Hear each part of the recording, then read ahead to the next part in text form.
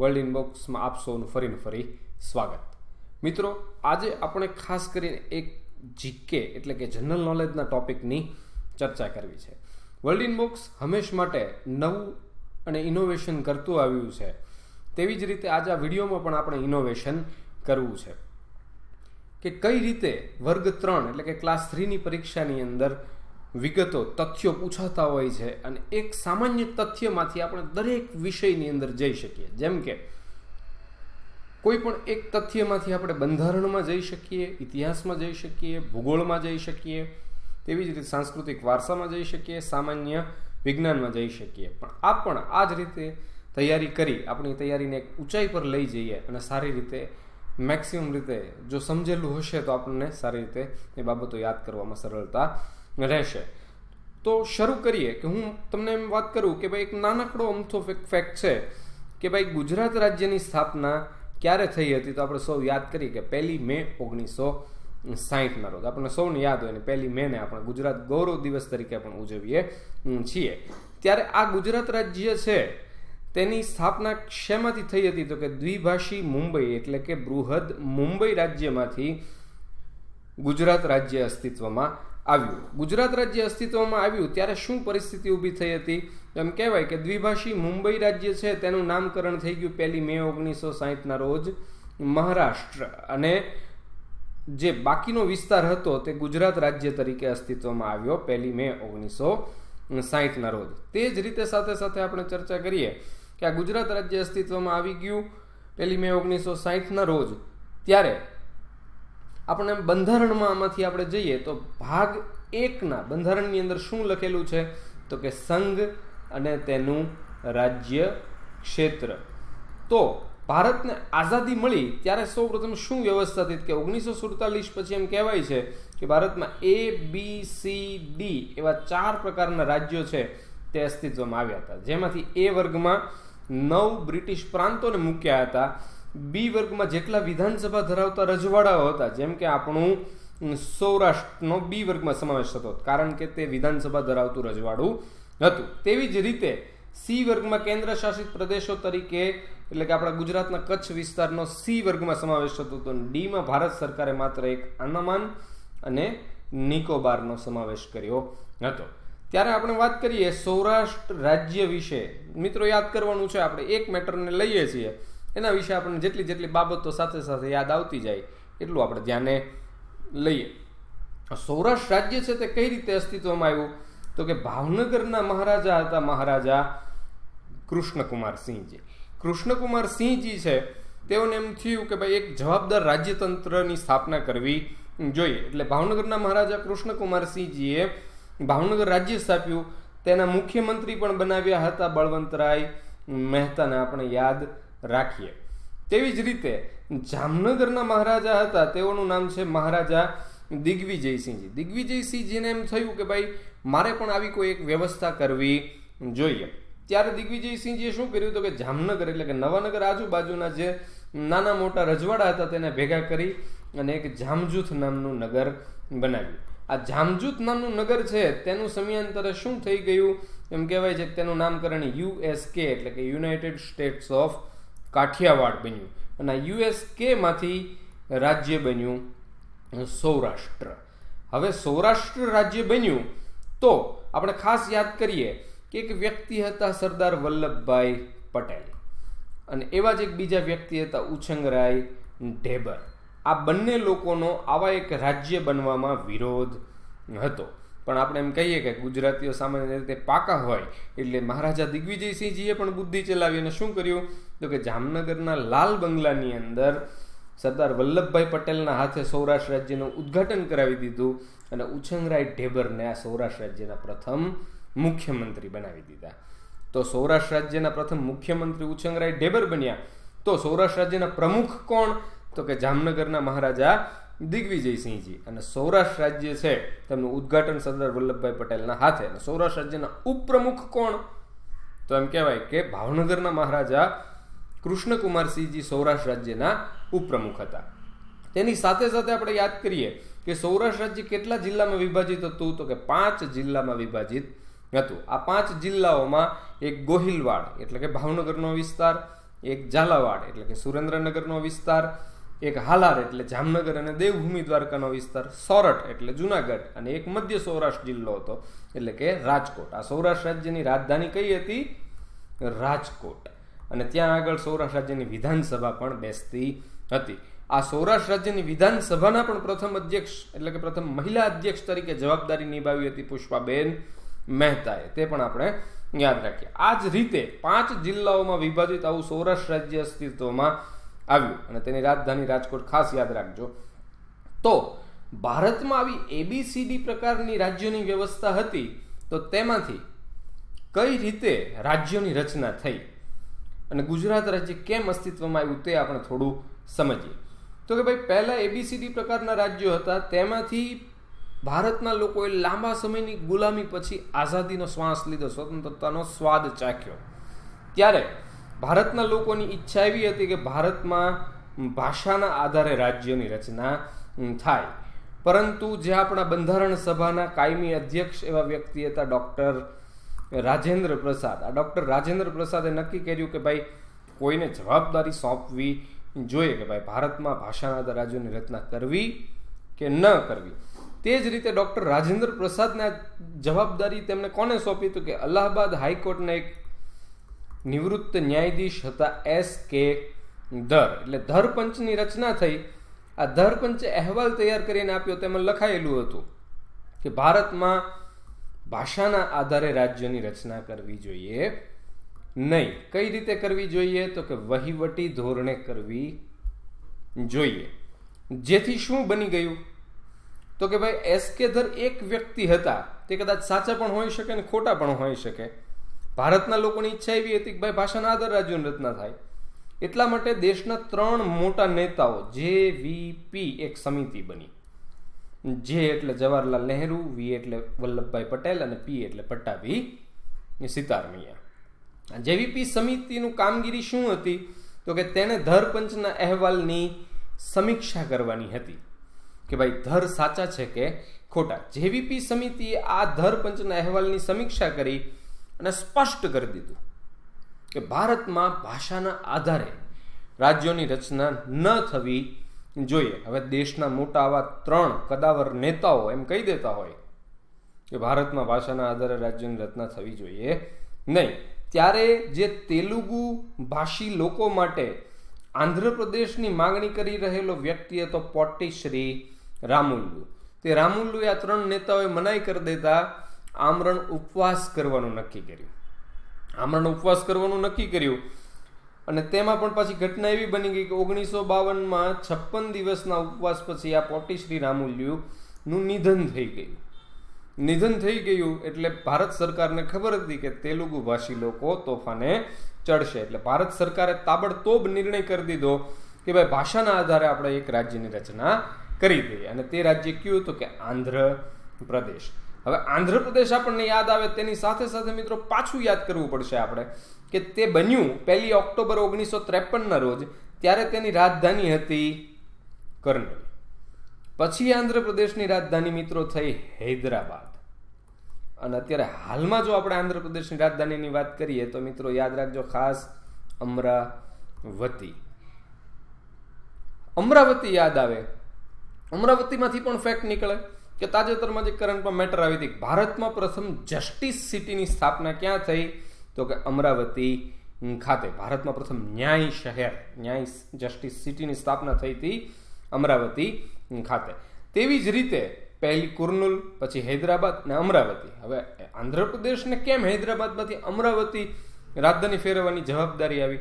તો એમ કહેવાય છે કે ભાઈ આંધ્રપ્રદેશમાંથી 29માં ભારતના રાજ્ય તરીકે તેલંગાણા અસ્તિત્વમાં આવ્યું. આ તેલંગાણા અસ્તિત્વમાં આવ્યું એટલે હૈદરાબાદ છે તે રાજધાની બની ગઈ તેલંગાણાની. એટલે આંધ્રપ્રદેશને નવી રાજધાનીની જરૂર પડવાની. એટલા માટે વડાપ્રધાન શ્રી નરેન્દ્ર મોદીએ શું કરી દીધું?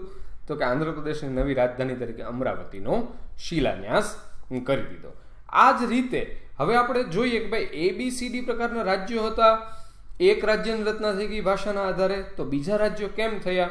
તો કે હવે જવાહરલાલ નહેરુ સરકારને એવું લાગ્યું કે ભાઈ મારે ભારતમાં લોકોની ઈચ્છા છે, તો ભારતના લોકોની ઈચ્છાને અનુસાર ભાષાના આધારે જ રાજ્યોની રચના કરી દેવી જોઈએ. એટલે જવાહરલાલ નહેરુએ 1953માં એક રાજ્ય પુનર્ગઠન પંચ, રાજ્ય પુનર્રચના પંચ મૂક્યું. તેના અધ્યક્ષ બનાવ્યા ફઝલ અલીને, રાજ્ય પુનર્રચના પંચના. તેને મદદ માટે 2 સભ્યો પણ આપ્યા, જેના નામ આપણે યાદ રાખીએ, હૃદયનાથ કુંજરુ અને KM પાણીકર. આ બંને આ રાજ્ય પુનર્ગઠન પંચના સભ્યો હતા અને અધ્યક્ષ હતા ફઝલ અલી. ફઝલ અલીએ અહેવાલ તૈયાર કરી, એટલે કે આ રાજ્ય પુનર્ગઠન પંચ અહેવાલ તૈયાર કરીને કોને સોંપ્યો? જવાહરલાલ નહેરુ સરકારને. તેમાં જવાહરલાલ નહેરુ સરકારને એમ લાગ્યું કે ભારતમાં 14 રાજ્યો અને 6 કેન્દ્ર શાસિત પ્રદેશો અસ્તિત્વમાં ભાષાના આધારે આવી શકે તેમ છે. એટલે 1956માં આ 14 રાજ્યો અને 6 કેન્દ્ર શાસિત પ્રદેશો અસ્તિત્વમાં આવ્યા. એટલા માટે એમ કહેવાય છે કે બીજું ગુજરાતની રચનામાં કારણ એવું પણ મનાય છે કે જે 1951માં પ્રથમ પંચવર્ષીય યોજનાની શરૂઆત થઈ હતી, જે 1956માં પૂરી થઈ, જેમાં આપણા ગુજરાતના વિસ્તારને વધુ કોઈ પ્રાધાન્ય આપવામાં આવ્યું નહીં. જે માટે પણ ગુજરાતીઓ તોફાને ચડે સ્વાભાવિક હતું. 14 રાજ્યો 6 કેન્દ્ર શાસિત પ્રદેશો હતા. એમાંથી ગુજરાતીઓ 1956માં ઇન્દુલાલ યાજ્ઞિકની આગેવાની હેઠળ મહાગુજરાત આંદોલનની શરૂઆત થઈ અને 1 મે 1960ના રોજ એક નામ થયું દ્વિભાષી મુંબઈનું મહારાષ્ટ્ર, અને બાકીનો એક વિસ્તાર અસ્તિત્વમાં આવ્યો જેનું નામ છે ગુજરાત. હવે આપણે ગુજરાત વિશે થોડી વાત કરીએ તો કે ભાઈ ગુજરાત રાજ્ય સ્થાપના થઈ. મિત્રો યાદ રાખજો, જુઓ તમે, એક આપણે માત્ર નાનો ફેક્ટ લીધો છે, 1 મે 1960 સ્થાપનાની. એમાંથી આપણે બંધારણમાં થોડી વિષય જોયો. તેની સાથે સાથે હવે વાત કરીએ તો 1 મે 1960ના રોજ સ્થાપના થઈ. ત્યારે તેની સ્થાપના ગુજરાત રાજ્યની ક્યાં થઈ? તો કે અમદાવાદ ખાતે આવેલા સાબરમતી આશ્રમમાં. કોના હસ્તે થઈ? તો કે પૂજ્ય રવિશંકર મહારાજના હસ્તે થઈ. તો હવે રવિશંકર મહારાજ આવે તો આપણને એના વિશે પણ થોડું જ્ઞાન હોવું જોઈએ. તો આપણે શું વાત કરીએ કે રવિશંકર મહારાજનો જન્મ ખેડા જિલ્લામાં થયો હતો અને પરીક્ષામાં પૂછાય છે તેમના ગામનું નામ પણ. તેમના ગામનું નામ હતું રઢુ ગામ. આ રવિશંકર મહારાજ છે તેને આપણે મૂક સેવક તરીકે પણ ઓળખીએ છીએ અને તેવી જ રીતે તેઓને આપણે કળિયુગના ઋષિ પણ કહીએ છીએ. તો આ જ રીતે આ રવિશંકર મહારાજના હસ્તે સાબરમતી આશ્રમમાં 1 મે 1960ના રોજ ગુજરાત રાજ્યનું ઉદ્ઘાટન થયું. તો હવે આપણે ક્યાં આવવું જોઈએ? તો કે સાબરમતી આશ્રમ. તો સાબરમતી આશ્રમની સ્થાપના કેમ થઈ અને ક્યારે થઈ? તો કે સાબરમતી આશ્રમની સ્થાપના ગાંધીજીએ 1917માં કરી. 1917માં ગાંધીજીએ આ સાબરમતી આશ્રમની સ્થાપના કરી. શું કામ કરી? તો કે પહેલા 1915માં આપણે યાદ કરીએ તો ગાંધીજી પાસે કોચરબ આશ્રમ તો હતો જ. તો 1917માં શા માટે સાબરમતી આશ્રમની સ્થાપના થઈ?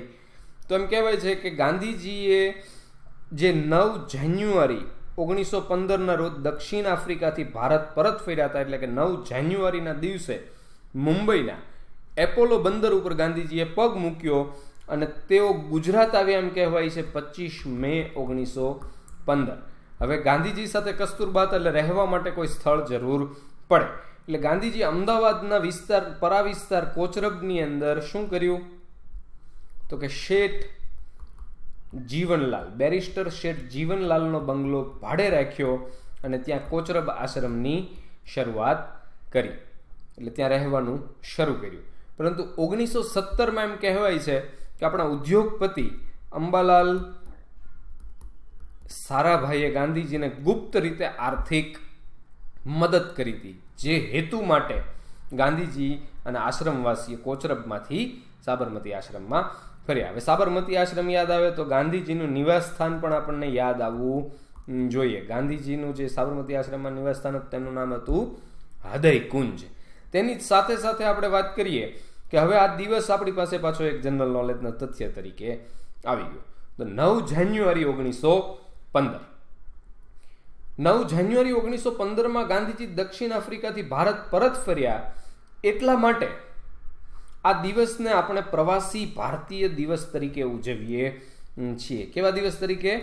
પ્રવાસી ભારતીય દિવસ.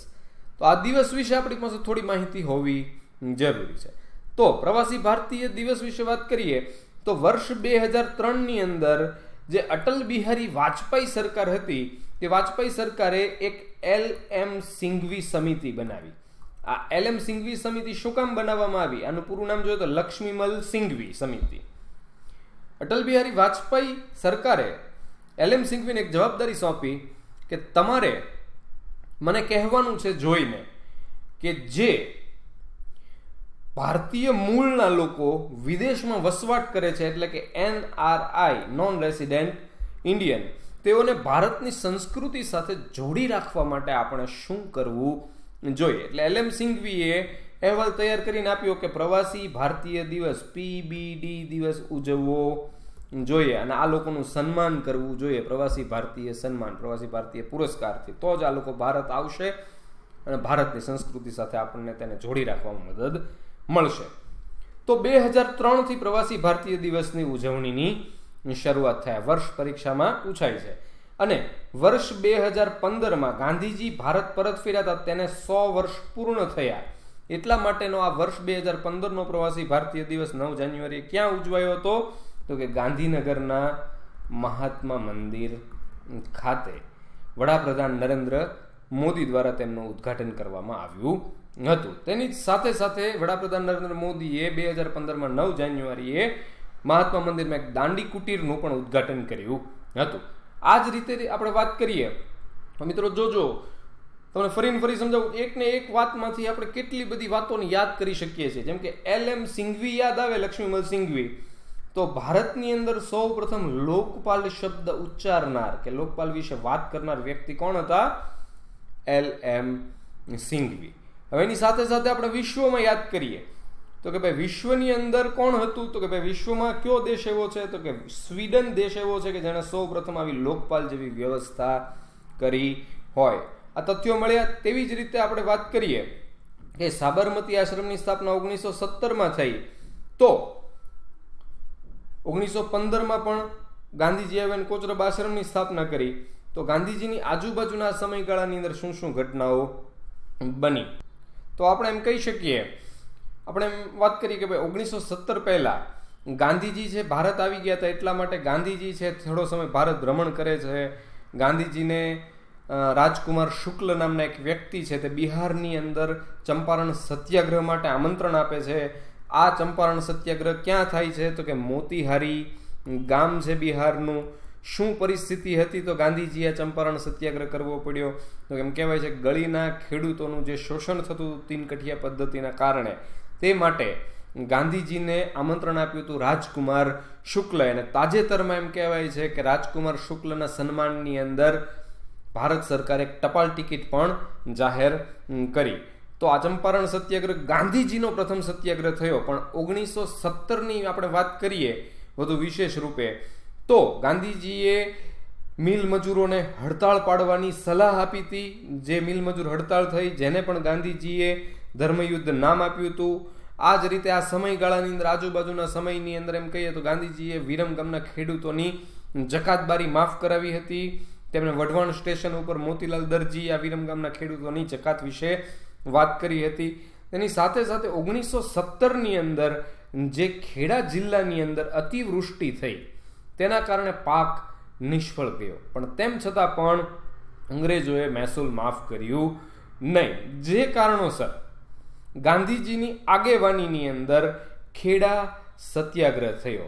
આ ખેડા સત્યાગ્રહ થયો, તો ખેડા સત્યાગ્રહને આપણે કેમ એટલું બધું ભાર આપીએ છીએ? કારણ કે તે ગુજરાતનો પ્રથમ સત્યાગ્રહ છે. ગાંધીજીનો પ્રથમ કહેવામાં આવે તો ચંપારણ સત્યાગ્રહ, અને ગુજરાતનો પ્રથમ સત્યાગ્રહ કહેવામાં આવે તો ખેડા સત્યાગ્રહ. હવે ખેડા સત્યાગ્રહ આપણને થયો 1917માં અતિવૃષ્ટિ થઈ તેના કારણે થયો હતો, પરંતુ તેની શરૂઆત, તેનું વર્ષ કયું છે? તો કે 22 માર્ચ 1918ના રોજ ખેડા સત્યાગ્રહની શરૂઆત થઈ. હવે ખેડા સત્યાગ્રહથી શું શું આપણા ગુજરાતને ફાયદાઓ થયા? તો કે આપણે વાત કરી રવિશંકર મહારાજ અને ગાંધીજીનો મેળાવડો થયો આ સત્યાગ્રહ દરમિયાન. તેવી જ રીતે સરદાર વલ્લભભાઈ પટેલ હજી સરદાર બન્યા નથી, પરંતુ નામ સાથે આપણે વાત કરીએ કે સરદાર વલ્લભભાઈ પટેલ ખેડા સત્યાગ્રહથી આજીવન ગાંધીજીના અનુયાયી બનીને રહ્યા. તો આપણને પાછા થોડી વાર માટે સરદાર વલ્લભભાઈ પટેલ યાદ આવ્યા. તો સરદાર વલ્લભભાઈ પટેલ વિશે થોડી વાત કરીએ કે એમનો જન્મ છે એ ખાસ પરીક્ષામાં પૂછાતો હોય છે. તો કે નડિયાદ ખાતે થયો હતો. તાજેતરમાં વડાપ્રધાન નરેન્દ્ર મોદી છે તેમણે આ સરદાર વલ્લભભાઈ પટેલના સન્માનની અંદર એમ કહીએ તો 182 મીટર ઊંચી પ્રતિમા સરદાર સરોવર ડેમ પાસે સાધુ બેટ પર નું ઉદ્ઘાટન કર્યું. તો એમ કહી શકીએ કે ભાઈ નરેન્દ્ર મોદી છે તેમણે આ ઉદ્ઘાટન કર્યું તો નરેન્દ્ર મોદી આપણને હવે યાદ આવ્યા. તો નરેન્દ્ર મોદી વિશે પણ આપણને થોડી વાતો ખબર હોવી જોઈએ. તો કે તેમનું પૂરું નામ ઘણી વખત પરીક્ષામાં પૂછાતું હોય છે, નરેન્દ્ર દામોદર દાસ મોદી. તેમનું વતન આપણે યાદ કરીએ તો વતન છે વડનગર. હવે વડનગર આપણને યાદ આવે તો વડનગર સાથે સાથે આપણને ખાસ યાદ આવવું પડે કે ભાઈ વડનગર છે તે ગુજરાતનું સૌથી જૂનું હયાત નગર છે. વડનગરને આનંદપુર, અનર્થપુર, ચમત્કારપુર જેવા પણ પ્રાચીન નામોથી પણ ઓળખવામાં આવે છે. હવે જો આપણને વડનગર યાદ આવે તો વડનગર સાથે સાથે આપણને તાનારીરી મહોત્સવ પણ યાદ આવવો જરૂરી છે. જે તાનારીરી મહોત્સવ છે તેનું આયોજન કોણ કરે છે તો કે ગુજરાત સરકારના રમત ગમત અને યુવા સાંસ્કૃતિક બાબતોના મંત્રાલય દ્વારા પ્રતિ વર્ષ વડનગર ખાતે તાનારીરી સંગીત મહોત્સવનું આયોજન થાય છે. તો આપણને યાદ પાછું એમ થાય કે આ તાનારીરી કોણ હતા. મિત્રો સમજો તમે, આપણે અત્યારે સાંસ્કૃતિક વારસામાં જઈ રહ્યા છીએ. જો તાનારીરી મહોત્સવ વિશે વાત કરીએ સંગીતમાં તો કે ભાઈ તાનારીરી છે તે જે નરસિંહ મહેતા હતા તેમના પુત્રી હતા કુંવરબાઈ. આ કુંવરબાઈ છે તેમના પુત્રી તરીકે આપણે કોને ઓળખીએ છીએ તો કે શર્મિષ્ઠાને. આ શર્મિષ્ઠા છે તેમની બંને પુત્રીઓ હતી અને તે સમયે શાસન હતું ભારતની અંદર મુઘલ બાદશાહ હતા અકબર. આ અકબર છે તેના 9 રત્નો પૈકીના એક સંગીતજ્ઞ વ્યક્તિ હતા, તેનું નામ છે તાનસેન, જેને આપણે રામતનુ પાંડે પણ કહીએ છીએ, મૂળ નામ હતું. આ તાનસેન છે તેણે એક રાગ ગાયો જે રાગ હતો દીપક. દીપક રાગ ગાવાથી શરીરની અંદર બળતરા ઉપડતી હોય છે, પીડા ઉપડતી હોય છે, અસહ્ય જે જલન થતી હોય તેવી બાબત જોવા મળતી હોય છે. અને આ દીપક રાગ ગાવાથી જે શરીરની અંદર પીડા ઉપડે તેનું શમન કેમ થાય તો કે જો કોઈ સાચી રીતે મલ્હાર રાગ ગાય અને મલ્હાર રાગ ગાવાથી વરસાદ પડે અને વરસાદ પડવાથી જે શીતળતા થાય તેનાથી ખરેખર આ દીપક રાગ ગાવાથી ઉપડેલી જે પીડા છે એનું શમન થઈ શકે. એમ કહેવાય છે કે તાનારીરીના ઘરના લોકોએ પહેલા તો તાનસેનને ના પાડી દીધી કે ભાઈ અહીંયા કોઈ આવો રાગ ગાઈ શકતો નથી, પણ તાનસેન પાસે સમાચાર હતા કે આ ગામમાં વડનગરમાં 2 દીકરીઓ છે જે ગાઈ શકે છે. પણ અંતે તાનસેનની પરિસ્થિતિ જોઈ તાનારીરીએ મલ્હાર રાગ ગાયો અને તાનસેનની પીડાનું શમન કર્યું. તાનસેનની પીડા શમન થઈ, પણ તે પરત ફરતા મુઘલ બાદશાહને વાત મળતા મુઘલ સેના આવી પહોંચી વડનગર અને તાનારીરી બંને બહેનોએ મુઘલ સેના સાથે ન જવું પડે તે માટે આત્મહત્યા કરી. એટલે ત્યાં તેમની સમાધિ આવેલી છે વડનગર ખાતે. તે સમાધિ સ્થળે પ્રતિ વર્ષ તાનારીરી મહોત્સવ ઉજવાય છે. તાનારીરી સંગીત મહોત્સવ અંતર્ગત આપણે ખાસ યાદ રાખીએ કે તાનારીરી પુરસ્કાર પણ અપાય છે અને જે પ્રથમ તાનારીરી પુરસ્કાર વિજેતા વ્યક્તિ છે તે છે લતા મંગેશકર. તેની સાથે સાથે જ આપણે જો વાત કરીએ હવે કે આપણા માટે 1917ની આજુબાજુના વર્ષો હતા તેની આજુબાજુ આપણે વાત કરવી છે તો પછીના સમયગાળામાં શું થયું તો કે 1920 છે તેમાં ગાંધીજીએ શું કર્યું તો કે ભાઈ અસહકારનું આંદોલન શરૂ કર્યું. અસહકારનું આંદોલન થયું 1922માં. આપણને ખ્યાલ છે કે ભાઈ ચોરાચોરી કાંડના કારણે આ આંદોલનને સ્થગિત કરી દેવું પડ્યું. પરંતુ 1920માં ગાંધીજીએ અમદાવાદ ખાતે ગુજરાત વિદ્યાપીઠની સ્થાપના કરી.